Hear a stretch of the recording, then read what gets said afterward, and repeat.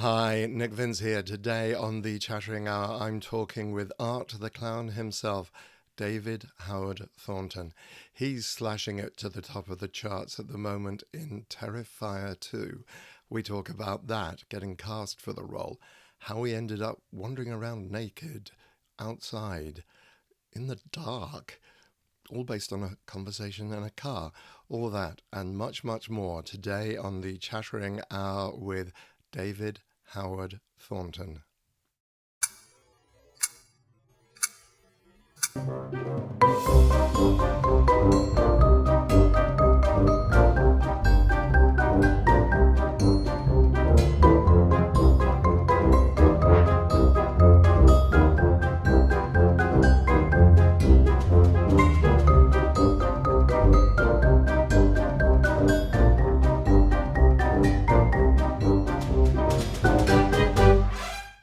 And we're back with David Howard Thornton. As I say, he really is storming up the charts in Terrifier 2 as Art the Clown. We talk about that, the first film, his love of comics. Let's get to it. David, thank you very much indeed for joining me here today. Oh, thanks for having me, man.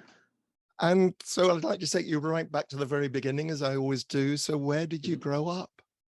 I grew up in Huntsville, Alabama. All places, it's just like Rocket City, USA.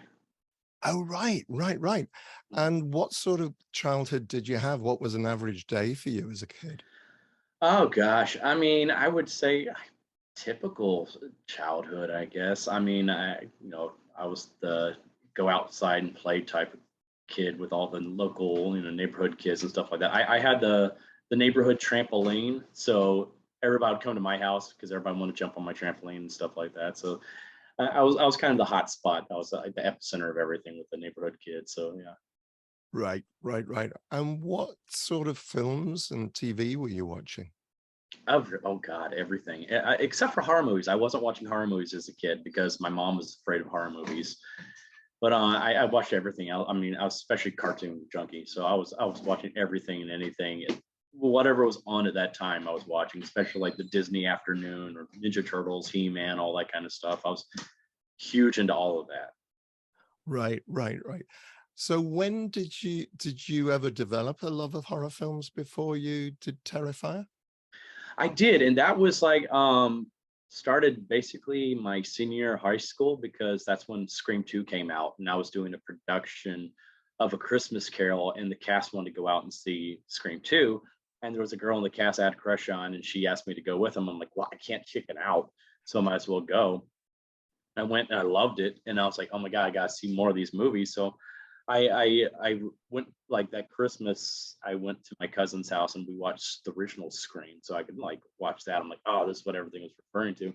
And then that next year, when I went to college, my roommate and I would rent stacks of videotapes from the local movie store and try to catch up because he didn't watch horror movies either. He came from a very very conservative Southern Baptist family where they just didn't watch that kind of movies.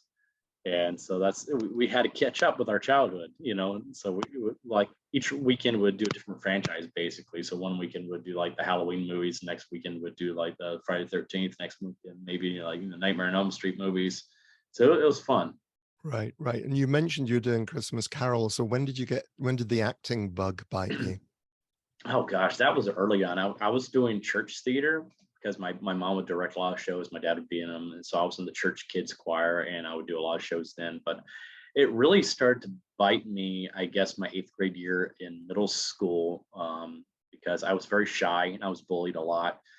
And my mom wanted to help me break out my shell, and because she knew how funny I was at home, but at school I was very quiet because I had gone to a new school in sixth grade and no one really knew me.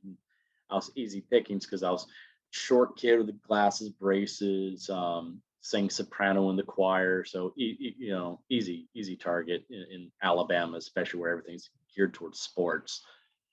And so she's like, "Well, your classmates need to see your funny side. So why don't you audition for this production of Mickey's Christmas Carol? You do a great Mickey Mouse impersonation. So why don't you do this?" I'm like, "Yeah, sure. I can do that." And so I got cast and we're doing the show and everything starts to go wrong.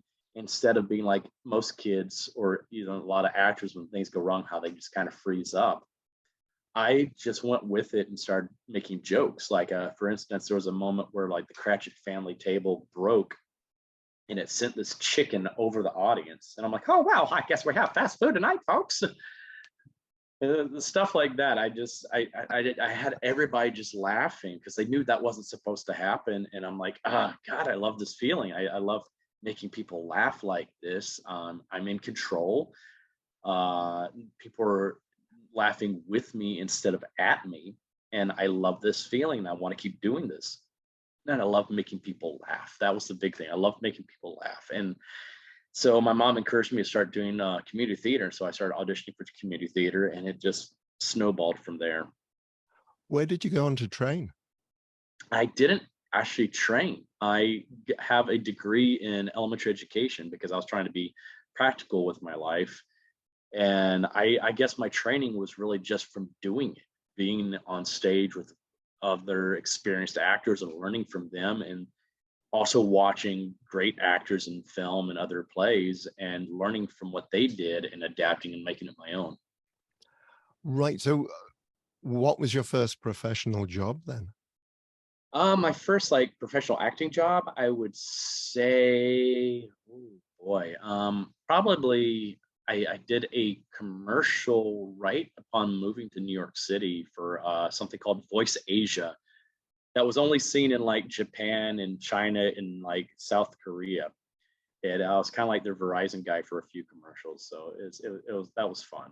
But yeah, I started doing like off Broadway shows once I moved here to New York, and yeah, I eventually graduated doing some voiceover work for video games and animated series, and also touring with How the Grinch Stole Christmas the musical for 5 years, and then Oh, wow. Terrifier came along. Right. So had you done any film before you did Terrifier? Because I noticed it advertises you as Mhm. introducing. That's true. I the only film work I had done before was maybe some extra work, so nothing substantial. So that was really my first real film role, besides just being in the background as a person in the crowd. So that I did a lot of learning on set because that Right. was a lot different from being on stage. And so I was like, well, this is trial by fire, but I had, great co-stars to learn off of the whole entire time, especially Jenna Cannell. I mean, she's a pro. She's done several films already, and she was, helping me learn the lingo and everything. So I really appreciated that. So how did you get cast? I just auditioned. I just went to there was an open call audition on Actors Access. They were looking for a tall, skinny actor with a clowning or physical comedy experience to play Art. And I knew the character because I had seen All Hallows Eve like a year or so before. And I was like, oh my God, I'm perfect for this. There's a lot I'd like to bring to this role, and I think I could do very good with this. And I was like, this would be a great way to finally get my foot in the door in the film world. I would love to get some experience with this. So I contacted my agents and I'm like, hey, I think this is great for me. Please submit me. And the rest is history. So what was the actual audition itself like? It was different. It was I God, I thought I had messed up going into it because I walk into the room and everybody has scripts and I never was given a script, and I started to panic, and they called me into the room to audition and I'm like, I'm so sorry, I don't have a script. And they're like, oh, don't worry about it. You don't need it. Art never talks. I'm like, okay, cool. So what do I do then? What do you want me to do? Damien, the director, he's like, just come up with a scene where you decapitate a guy and you're happy about doing it. And that's all I was given. And I had to do it right there on the fly. And you can see the audition online, but to sum it up, I kind of like snuck up behind my victim, knocked him out, sawed off his head, picked it up, tasted the blood, didn't like it. So I took out a salt shaker and seasoned it, then tasted it again, kind of bathed in it for a second, then skipped out my merry way. Oh, wow. Wow. Yeah, that's what got me the role. They asked me right there, like, can you come in for a makeup test? And that hardly ever happens in film auditions. You usually have to come in several times for Mhm. different, callbacks just to see how you match up and everything. But I felt like they pretty much knew they wanted me from the get go, so that was pretty cool. What did you think of the script when you first read it? Oh, I loved it. I was like, this is very gutsy. No pun intended, but actually pun intended, I guess you could say too. But it's because I had some questions though, because I saw how descriptive these kill scenes were, and I'm so used to most horror films where they they do it all off screen. Basically, you might see the first strike and then cuts away, and that's not how they were described in these scenes. And I asked Damien, "Is this? Are we actually going to film this?" And he's like, "Yeah, we're actually going to film like the hacksaw scene." He's like, "Yeah, we're going to film this." I'm like, "Oh wow, yes, this is going to change the game. I think this is going to get people talking because you don't see those kind of kills in horror movies anymore." And I was very excited. Right. I have to say, watching the film, I kind of feel that Art cheated because it's supposed to be splatter, stalk Hmm. and slash, according to Wikipedia, but he gets out a gun. That's not Yeah. fair. Oh, why should he play fair? That's how I look at it. He's the bad guy. He doesn't have to play fair. And plus, I love that we're breaking a lot of conventions there too, because that shows you right then and there that from that point on, you know, you don't know what to expect from this guy. He can do whatever he wants to, and he might just kill off who you think is the final girl right there in the middle of the movie, pull a psycho on you. And I love that. And plus, he doesn't really use the gun just as just shoot bang you're dead. He uses it to just maim his victim, and Mm. he obliterates it, just like totally disfigures her face with this gun. So that's what I like about it.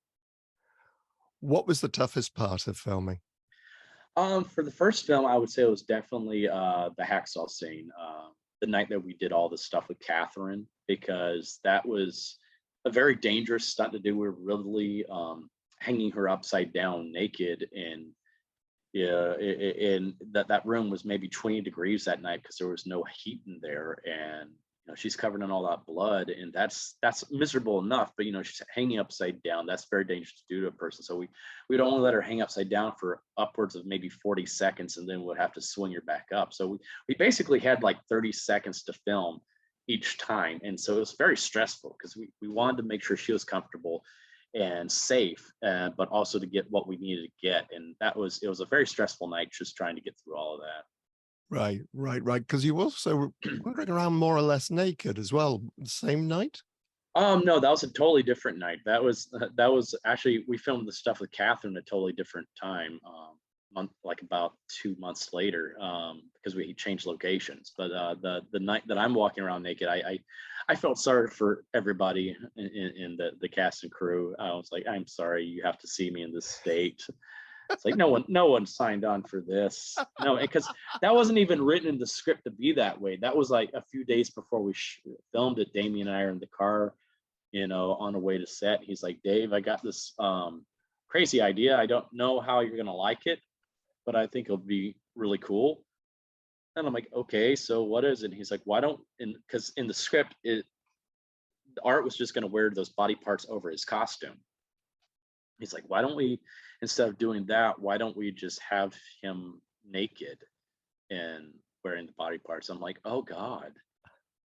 Yeah, first of all, who wants to see me naked? Secondly, that's freaky, because that whole idea that someone's going to put someone else's body parts on them like that is pretty freaky. Yeah, it's like, especially to encounter something like that. That's just, oh boy. And also it breaks that convention of a horror villain. You never see the horror villain out of their uniform, Mm.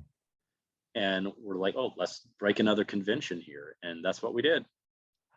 What was it like working with Damien? Oh, a lot of fun.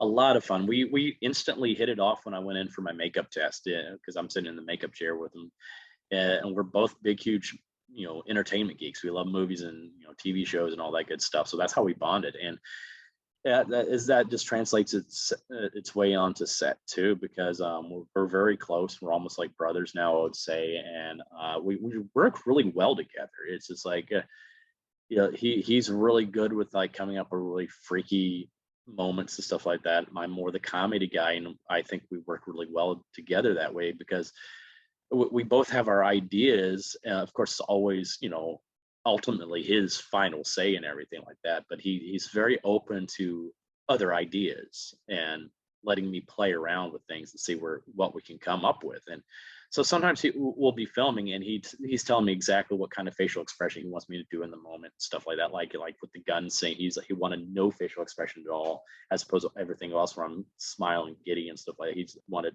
this total deadpan, dead eyes, all that. Other times he's like, okay, we've done what I want to do. Now you put your own thing on this, play around with it, see what else you can come up with. And that way we have options. So he sees what works in the moment. Sometimes it's better to have a little bit of humor in the moment, sometimes no humor. That's fascinating. It's not often you find a director who's willing to do that. And You know, to be honest, who has got the time? Because yep. mostly they wanted to get everything in the can in as few takes as possible. It's Because so true. so what sort of budget was the first film then? Oh, it was much lower than I thought it was. Like when Damien told me the actual budget, I couldn't stop laughing for several minutes because I'm like, how did we do what we did on this budget? And I thought it was at least $500,000. That's what I thought. Because I'm so used to like most Hollywood movies, even low budget movies are made for at least $1 million. Mm. And he's like, oh no, not even close. I'm like, well, what is it? He's like, $35,000. We made Terrifier 1 on $35,000. Wow. Yeah. Wow. Yeah. That's insane. And now part 2 we made for about, I don't know the actual numbers, he hasn't told me, but I know at least for like $250,000. So that's still insane when you consider all things what we've done in part 2, especially because part 2 is so much bigger. And it's just that just shows you the talent of the team we have involved, that we can make a movie that looks like it's cost several $1,000,000 on less than $1 million, less than $500,000. And it's just the dedication and talent of the team involved. So when did you first become aware of how art was impacting audiences? Oh, I would say probably at our first convention, which was even before we released on Netflix. I think that's when we're kind of going, hey, we might actually have something here, because there were a lot of vendors there that had their own pieces that they were selling of art. And then we saw some cosplayers going around as art, and we had people with tattoos. And we actually had someone get a tattoo at that first convention. And I was like, huh, you don't see the same kind of reaction to other horror films of that time. I wasn't looking around and seeing merchandise from other recent films back in 2018. I'm like, I think we might have something here. It's kind of resonating with people. And then when it released on Netflix, that's when it really picked up, because so many more people had access to it, and different celebrities started tweeting about it, and that's that just brought us to a bigger audience, and that's when we really saw it snowballing. Cool. Yes, because I think I remember when I first met you, as I say, it was at a convention. I thought, yeah, I keep on seeing all these people walking around, or I think that is when you really know that people are interested in it, isn't it? That, yeah, they walk around with it. So what about Terrifier 2? When did you know that Terrifier 2 was happening?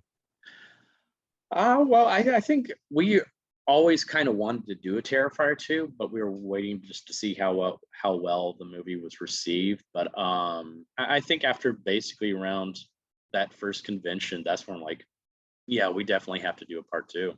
And especially once it released on Netflix, we're like, yeah. And Damien started writing the script around that time. Yes, and I understand from what I've been reading again on Wikipedia that this was based on an idea that he'd had some time ago. But I presume you were held up by the pandemic, were you? Oh, we were. That sucked, because we started filming late 2019. We're only supposed to have like 3-month film schedule, and we're near the end. We had just a few more kill scenes to do and some other smaller scenes to do, and then the pandemic happened, locked us down. We had just finished doing the big clown cafe scene the week before the pandemic hit. So we're very grateful that happened. the afterwards, because that scene had so many moving pieces to it. You know, a lot of stunt actors, a lot of, we had to bring in all the Indiegogo backers and stuff like that for it. Had a lot of you know, extras in it. So many moving parts, and oh, thank God we got that done before the pandemic, because that would have been a nightmare to film that scene. It wouldn't have come out nearly as good as it did, because you know, COVID would have just restricted us so much on that. But yeah, we still had to do the alley kill and the coroner's death and some other scenes. And in a weird way, the pandemic helped us, because Damien had more time to make the prosthetics he wanted to make for these. So he went back to the drawing board. It's like, hey, I got time now. We don't know how many months we're going to be in lockdown. I might as well make use of this time instead of sitting here just feeling sorry for myself. So he revamped the kill scenes and added so much more to them. And like, for instance, the alley kill scene was only supposed to take 2 days to film. With his new version of it, it ended up taking a week to film, because there are just so many elements to it. And that's the big kill scene everybody talks about in the movie now. It's like, so in a way, COVID helped us. Right. And so, and again, what was the toughest moment on Terrifier 2 then, apart from having to wait for it to? Oh yeah. I would say it was the climax of the film in the Fright Factory there in Philly, because that was just, it's such a big chunk of the film, and we were there for like a few weeks filming. And it, you know, not to knock the location. I mean, it's like, they're set up just to be a location during like the Halloween months, and after that, you know, just kind of sits there for a while. But it didn't have a lot of heat in there, and we're filming this in like January and February in Philly, and so it was cold. It was so cold, and we're there for hours upon hours. So we're in back-to-back days, and so it was just a long, cold process, and we were just exhausted. I you know, it's how it goes. And it's all, you know, it's a lot of fighting in there too. So, you know, poor Lauren, that's the one I really felt sorry for, because that whole entire time she's covered in blood and all these other liquids, and she's wearing next to nothing for days on end. And the costume she's wearing is not the most comfortable costume for her anyway, and it keeps falling apart. And she toughed it out. It's like, I think some of those scenes where like you see her just shaking in fright or in pain, she was using how she felt in that moment. She's like, yeah, she wasn't really having to act there. That was real shakes. Right. So would you, how big in terms of your career did art turn out to be? Did this bring you to, you talked about fans and his art. Did it really help your career? Oh, definitely. Definitely. I mean, I was waiting tables when Terrifier 1 came out, and that was kind of a very surreal thing, going to work and people treating you like crap all day, you know, just because they don't have enough ranch on the side of their salad. And then you go home and you have fan mail you're answering. I'm like, this is so weird. This is so weird. And once Terrifier, once I started doing conventions, I was like, I don't have to wait tables anymore.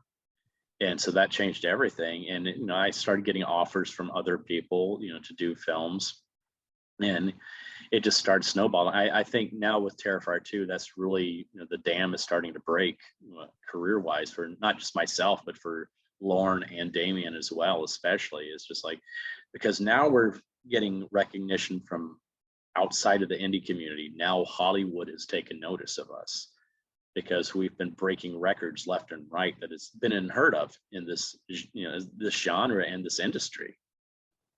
Oh, that's brilliant. So what else have you been up to? You, between doing Terrifier 1 and Terrifier 2, what other things have you been doing? For one, I've been working on another project with a lot of the Terrifier team called Stream, with Mike Levy, who plays Exterminator in part 1 that I decapitated, and he's also the AD for part 2. He's the director for Stream, and we have like tons of like horror alumni in this movie, like Dee Wallace, Jeffrey Combs, Danielle Harris, Tony Todd, oh god, Daniel Roebuck, Terry Alexander, Tim Robbins. It just the not Tim Robbins.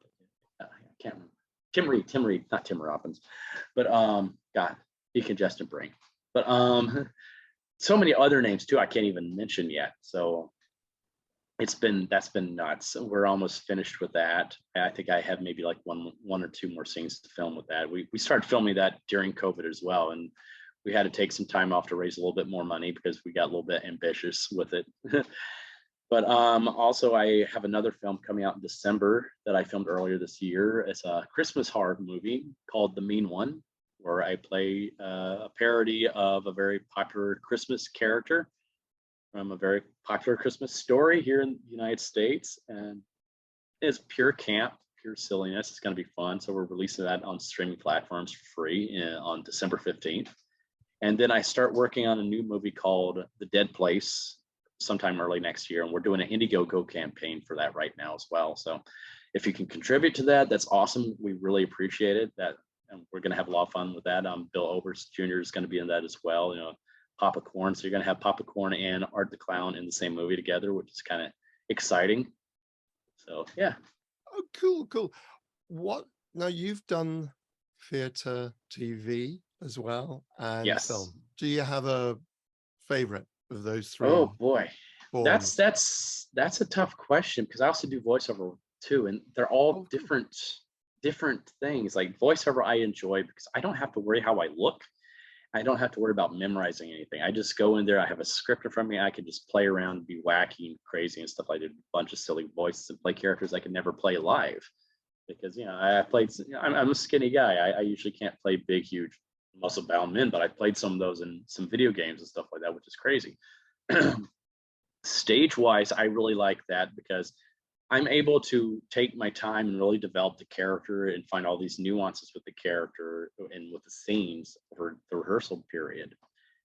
And I love having a live audience. So especially with comedy, this is very important because it helps with timing. You know what's working, what's not working. You get that instant feedback. You know if the joke's working or not. And I love having that energy to pull off of with the audience as well. So I love that. Film wise and TV wise, it's kind of nice because if you make a mistake, you just do another take. But you're not getting that instant feedback, so you don't know if things are working the way you want them to work. If this is going to get the laugh the way you want to get a laugh. So they're trade-offs for everything. What do you have any ambitions? Are there any roles that you would particularly like to play? Oh, definitely. Oh boy, like one I've been wanting to put out in the universe really recently is because I know the Duffer Brothers are doing a live action version of this anime series that I love, Death Note, and I would love to play Ryuk in that. I think that I love that character so much. I love a chance to tackle him.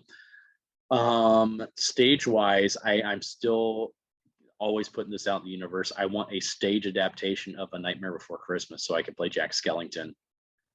And plus, I just think that would just be an amazing thing to see on a stage. I think you could do some really cool things with puppetry and stuff like that. And I love that kind of stuff. I'm a big tech guy. I love puppetry and cool special effects on stage right there in front of an audience. I think that's so much fun to do.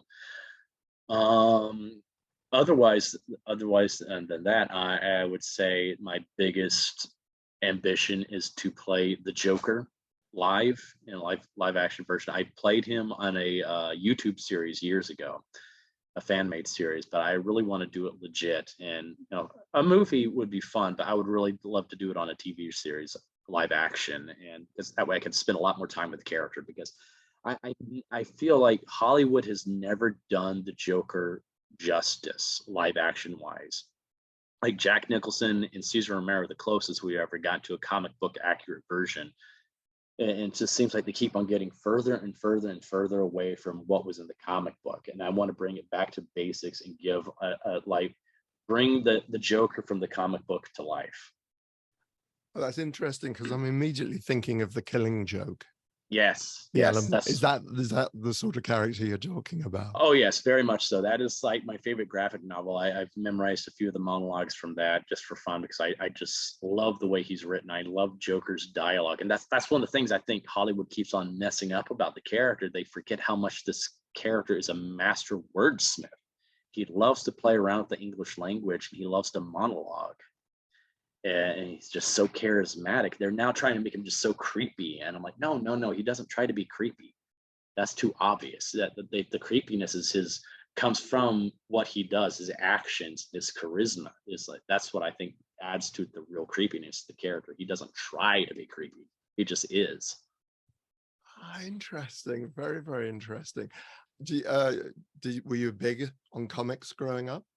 Oh yes, very much so. Very much so. Yeah, Are you that's a thanks to DC? my dad. Really? What did your dad? I meant to ask what your folks did. My mom, before she was pregnant with me, was a special education teacher because my sister's mentally and physically handicapped. And when she got pregnant with me, she's like, I want to focus on, raising my son and being a mom for a while because she was getting fed up with the education system. My dad was a NASA engineer. He worked on the solid rocket motor for the space shuttle mainly. So yeah, I really don't know what he did because he would try to explain it to me, and it was engineer speak, and it was just like, whoosh. Yeah. What? So were you a DC person or a Marvel person? I would say I'm more Marvel, but I'm a big Batman guy. Right. Yeah, but I think Marvel Marvel is so much better with characters. Like Batman I love because of just Batman and his rogues gallery, but Marvel is so good at capturing what really makes people tick. They understand the mindset of the everyday person. You identify with a lot of the heroes in those stories, like Peter Parker. I identified a lot with Bruce Banner as a kid because I had a chemical imbalance problem. So I had a hard time controlling my anger.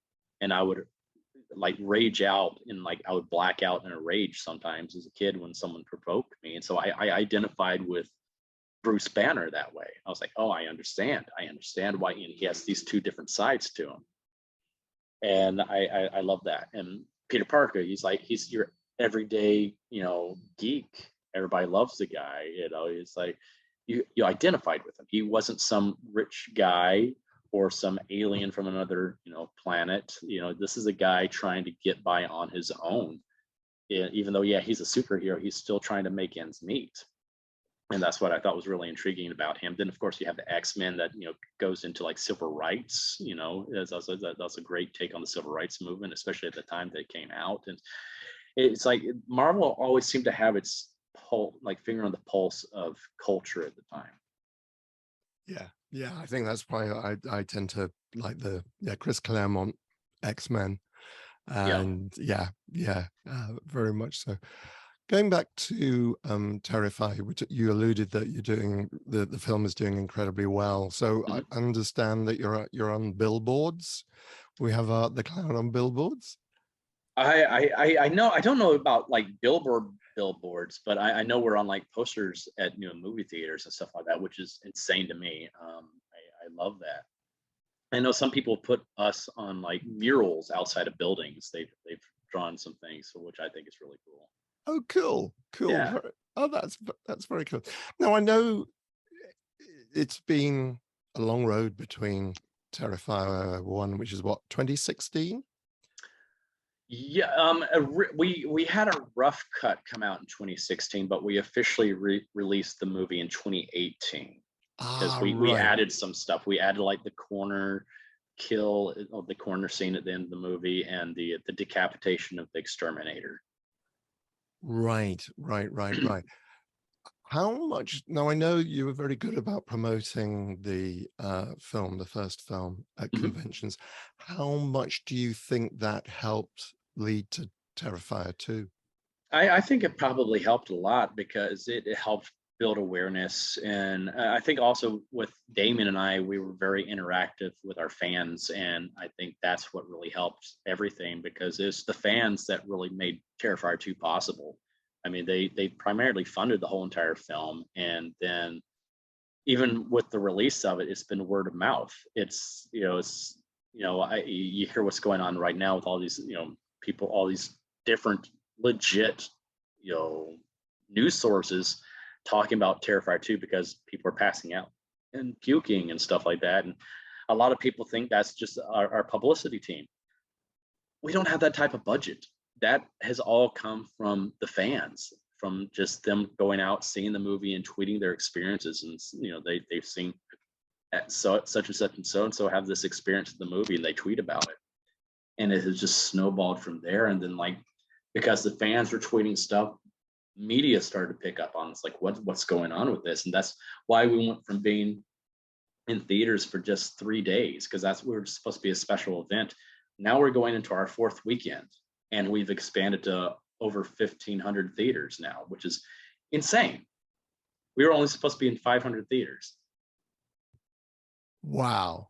Yeah. I mean, 500 is a big number to begin with. But when you compare to like all the other movies that are out there that are 3,000 plus theaters, 4,000 theaters, we're up there in like in the box office, the top 10 in the box office this whole entire time. And we've increased every single week, even though we've been in sometimes less theaters.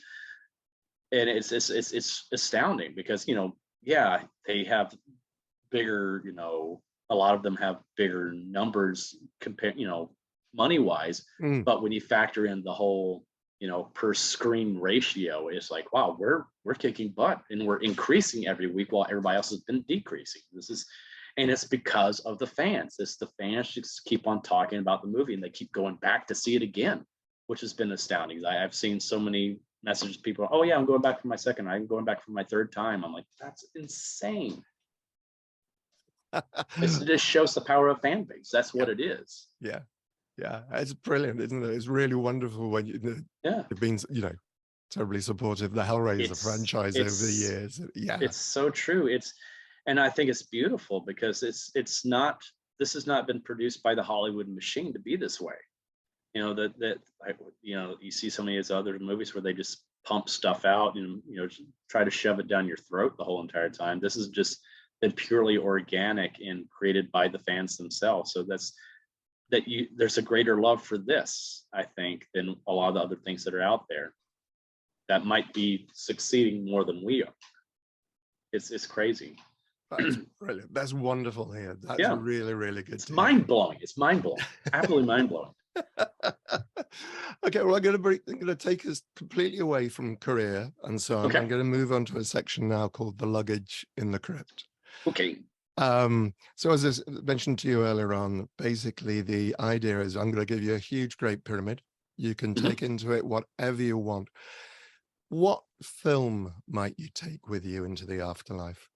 Ooh, I would probably take the movie Who Framed Roger Rabbit with me, because that's my favorite movie of all time. I can watch that movie over and over and over again, and I'm always finding something new that I enjoy with it, something I didn't notice before. I've seen that movie well over 20, somewhat 30 times, and I still have fun watching it every single time I watch it.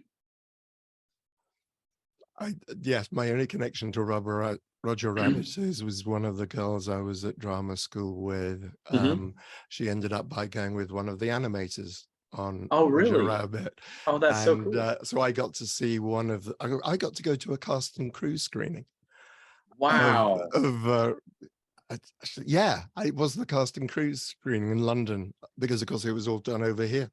It's amazing. I'd seeing it up on the big screen, and it's just like, what on earth is going on? Oh, it's a movie that that type of movie is never going to be made again. Yeah, it's its own special thing, and I hope no one ever tries to remake it or make a sequel, because it just will not be the same. It will not capture that same magic that movie had. There's just something special about that film. Yeah, I think I even had a T-shirt at one time that said, "I'm not bad, I'm just drawn that way." Yes, Jessica. Yeah. I just thought, yeah, that's superb. What about a book? Ooh, book-wise. Now, is it just one book, or could it be a series? Well, it can be a series. I'll give you a series. I'll go with a series then, because I know this would take forever, because there are at least 30 some odd books in the series I've been reading for a good decade or so. It's the R.A. Salvatore Dritz the Dark Elf series. Oh, I've not heard of this one. Yes, it's a great fantasy series. It's just so good. I could go on and on forever about just how well written this series is, the characters and everything like that. If I've been reading 30 plus books in the series, it tells you how good it is. Wow. And just give me the title again. It's R.A. Salvatore. He's the author, and it's Drizzt, Drizzt, the Dark Elf. It's a whole series, yeah. Oh, cool, cool. All right, I shall look forward to. Oh, yeah, that sounds absolutely fascinating. I'm a big Terry Pratchett fan, so I like fantasy. Oh, I love Terry Pratchett as well. Good Omens. Oh my God, I love that book. Love that book, especially. Like it's him and Neil Gaiman teaming up. Because Neil Gaiman's one of my favorite authors as well. I just love that kind of that. I love fantasy, especially when you can blend fantasy with the real world. Yeah, I just love it. Love it. Yeah. What about an album? What sort of music do you listen to?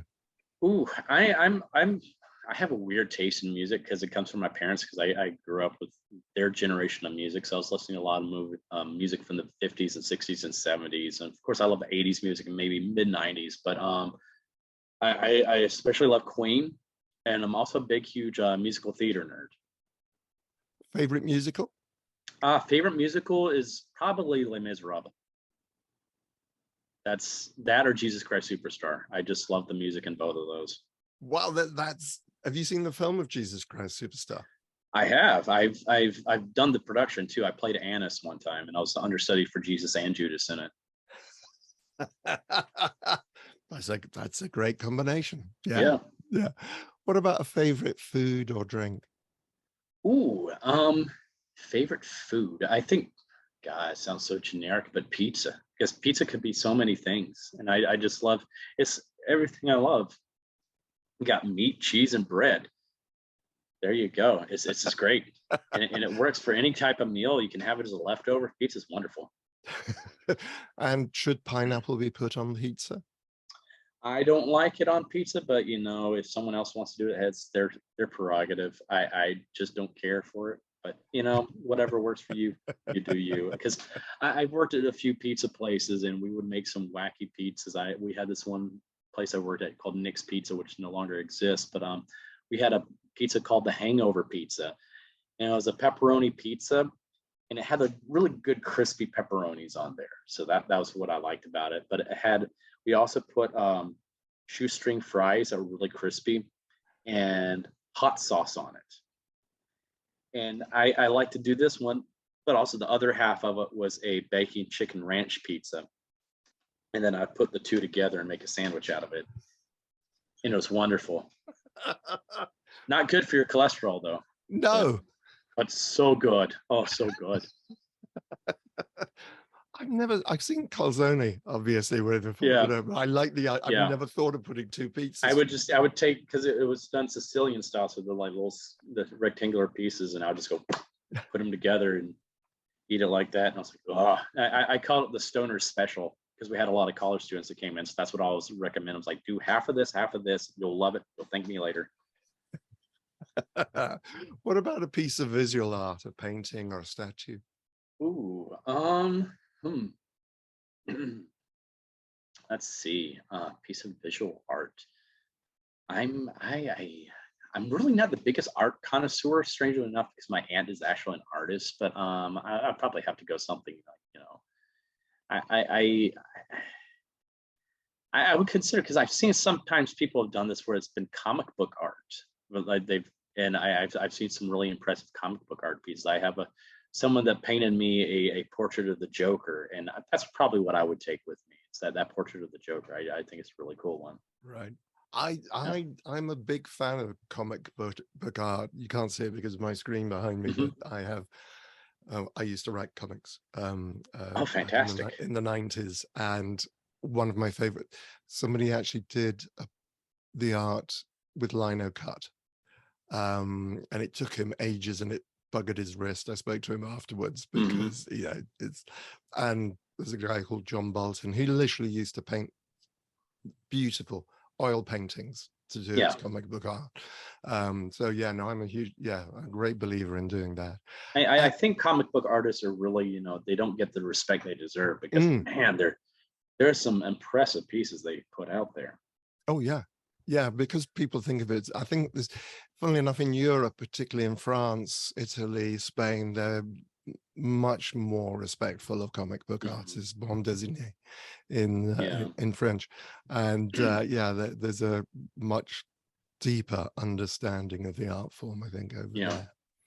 What about a luxury? Something just, you know, a pair of slippers or something, just, you can't, this is going to make me feel so good. Something I would love, because I don't have it, and that's what I want one day, is just one of those good old Brookstone massage chairs. That's, oh my God, I've been in a few of these, like when I was in Atlantic City recently, they had one of those in the gym, and I was just like, I am in heaven. I don't want to leave this room right now. And I was like, I want one of those for myself. That's what I would have. Right, right, right. David, thank you very much indeed for joining me today. Oh, you're very welcome. Thanks for having me. My thanks again to David. It really is great to see the success of an independent horror film. I'll be back again in a couple of weeks on November the 24th with another guest from the worlds of horror, thriller, or suspense. Until then, stay safe and well.